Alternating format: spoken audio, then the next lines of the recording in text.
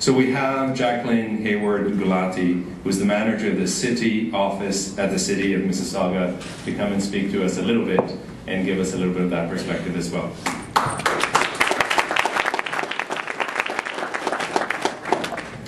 I will be quite brief because I know many of you probably have questions for Leslie, because it was quite interesting to hear those announcements for us who were sort of busy with Bike to Work Day and other events this morning.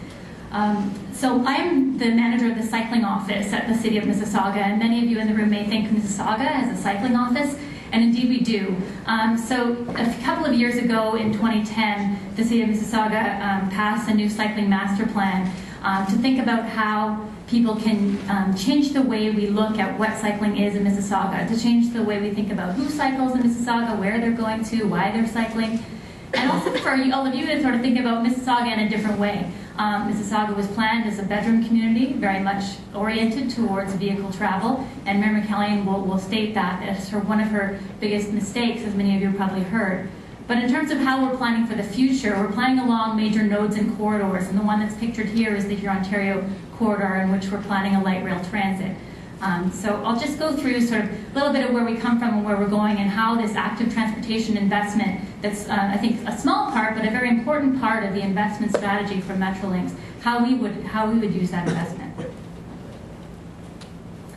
So in the past, as I said, a bedroom community, we've had several trail studies over the years. One of the first cities in the province to think about cycling as a recreational activity. It resulted in lots of great trails through our valley lands, along our rivers, crossing our rivers.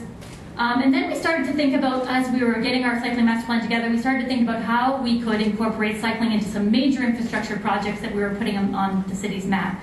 So we built a new bridge over Highway 403 immediately. Barrier-protected sidewalks and bicycle lanes were incorporated as part of that bridge to get people down into downtown Mississauga, the vista that you see in the background there.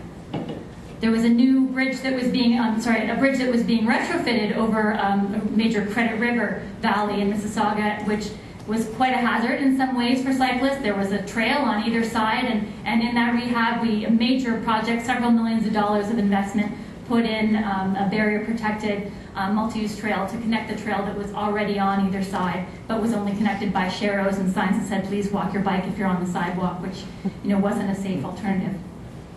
As I said, though, we approved a cycling master plan in September of 2010, major goals of being foster a culture where cycling is an everyday activity in Mississauga, build an integrated cycling network, and the third one is take a safety-first approach. And just in a couple of minutes, I'm only going to focus on that second goal of build an integrated cycling network, because it relates to this investment strategy piece. In terms of the network, we have a goal of building 30 kilometers a year every year for the next 20 years. And that's a huge goal, which in our first 2 years, we've built 45 kilometers. So it's hard to get to that number. It's funding issues, it's political issues. There's various factors at play as why it's hard to get to that 60 kilometers for those 2 years. Our priorities are about completing primary spine routes along the arterial roads that Loy was mentioning, similar case in Mississauga. Our priorities are also about reaching rapid transit stations and other destinations of interest. In terms of funding, that plan to build that many kilometers, a total of 900 kilometers, a fully built-out network, will cost us about $200 million over the next 20 years.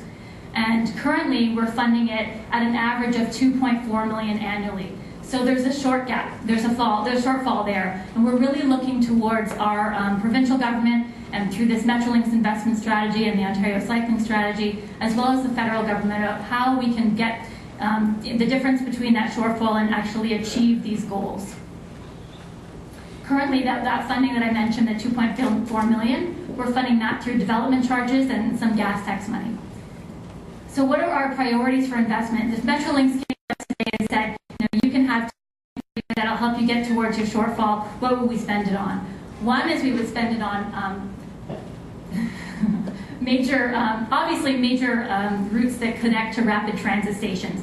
Because I think what's critical about the big move in Mississauga's context is that most of the lines are not being built in a way that's really walkable or bikeable not walkable from people's homes. It's much more bikeable. So as Leslie mentioned, many of the transit stations are going to be within 2 kilometers of someone's home. You're not going to walk 2 kilometers to get to a rapid transit station in Mississauga. It's not a great environment to walk in. It's going to take you too much time of your trip. But biking that 2 kilometers is much better, and so we want to build those cycling connections to rapid transit stations. The second one is when we have significant physical barriers. So there's some key either structures, so overpasses or underpasses that we've identified that we're looking for funding from higher levels of government. And the third one is as Loy mentioned, we're building them in conjunction with other major capital infrastructure programs. One innovative example is we're working with the region of Peel. They're building a major water main, the Hanlon feeder main, and along that water main, rather than just put the boulevard back the way it was, those are arterial roads, we're putting in multi-use trails, and those are going to connect to several of our new bus rapid transit stations. I'm speeding through this because I know we're close to being finished. So the 2 major projects that I wanted to highlight in terms of the Metrolinx investment strategy are Mississauga Transitway, the bus rapid transit that we've had under construction. One segment of that is going to open this fall, and more so in the next couple of years. And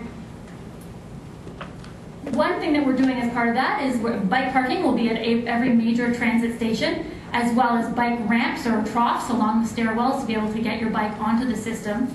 And we're planning multi-use trails to connect to each one of those transitway stations so that you can bike to those stations.